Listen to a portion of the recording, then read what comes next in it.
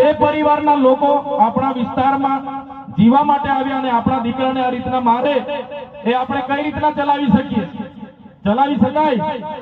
ના ચલાવી શકાય. એ આપણી ફ્રી સીટની ગ્રાન્ટ હોય, પોસ્ટ મેટ્રિક શિષ્યવૃત્તિની ગ્રાન્ટ હોય, આપણા એસટી વિદ્યાર્થીઓની ગ્રાન્ટ પર ચાલતી એ સંસ્થા છે. આજે કરોડોપતિ બની ગયેલા છે.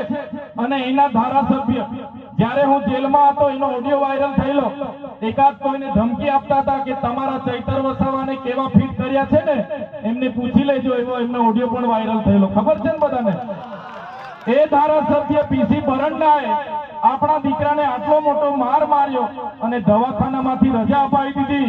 સરકારી દવાખાનામાં ગયા તો ત્યાંથી રજા અપાવી દીધી અને પોલીસ વિભાગ પર દબાણ ઉભું કર્યું અને એવું સોગંદનામું કોર્ટમાં રજૂ કર્યું. એ ભાઈને એટ્રોસિટીમાં અહીંયા જામીનો મળી ગયા. ત્યારે આવા નેતાઓને તમે ચૂંટીને મોકલ્યા છે, અમે નથી ચૂંટીને મોકલ્યા. આવનારા દિવસોમાં એવા નેતાઓને લીલે તોરણે ઘરે પર મોકલી આપો. તમે જે નેતા સમાજના નથી થવાના, એ નેતા ક્યારે આપણા પ્રતિનિધિ નહીં હોઈ શકે. આજે હું તમારી વચ્ચે આવીને ઉભો રહ્યો છું ત્યારે હું કોઈ પાર્ટીના ધારાસભ્ય તરીકે નથી, હું આદિવાસીના પ્રતિનિધિ તરીકે તમારી વચ્ચે આવીને ઉભો છું. સાથીઓ, તમે જોયું હશે આપણા પાટલિયામાં જે પ્રકારે પોલીસે, જંગલ ખાતાએ જે પ્રકારે આપણા લોકો પર હુમલો કર્યો, 27 જેટલા ટીયર ગેસ છોડવામાં આવ્યા, લાઠીચાર્જ કર્યો, 50 રાઉન્ડથી પણ વધારે ફાયરિંગ કર્યું અને આપણા લોકોએ પછી સ્વ બચાવમાંથી આપણા લોકોએ દોડાદોડીમાં પોતાનું જીવ બચાવવા માટે જે 47 જેટલા કર્મચારીઓ પર જે એમણે સ્વ બચાવ માટે પથ્થરમારો કર્યો.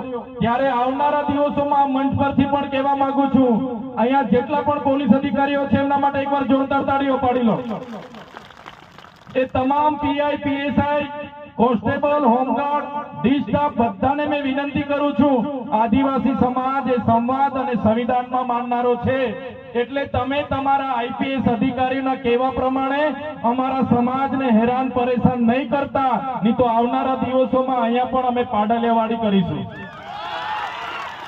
અને જરૂર પડશે આવનારા દિવસોમાં ગાંધીનગર તરફ પણ પ્રસ્થાન થશે અને ગાંધીનગરમાં જો આદિવાસીઓના ખોટા જાતિ પ્રમાણપત્રને લઈને જે લોકો નોકરીઓ પર છે, જે લોકો રિઝર્વેશનનો લાભ લઈને ઘૂસીને આજે અમારો હક છીનવે છે, એવા લોકોની જો આવનારા દિવસોમાં વિશ્લેષણ સમિતિ એનો નિકાલ નહીં કરશે, આદિવાસીઓના જેટલા પણ પ્રશ્નો છે એનું નિરાકરણ નહીં લાવશે, તો આખો આદિવાસી સમાજ આવનારા દિવસોમાં ગાંધીનગર તરફ પ્રસ્થાન કરશે અને ગાંધીનગરમાં અમે સત્તામાં બેઠેલા લોકો સાથે નેપાળવાડી કરવા પણ તૈયાર છે.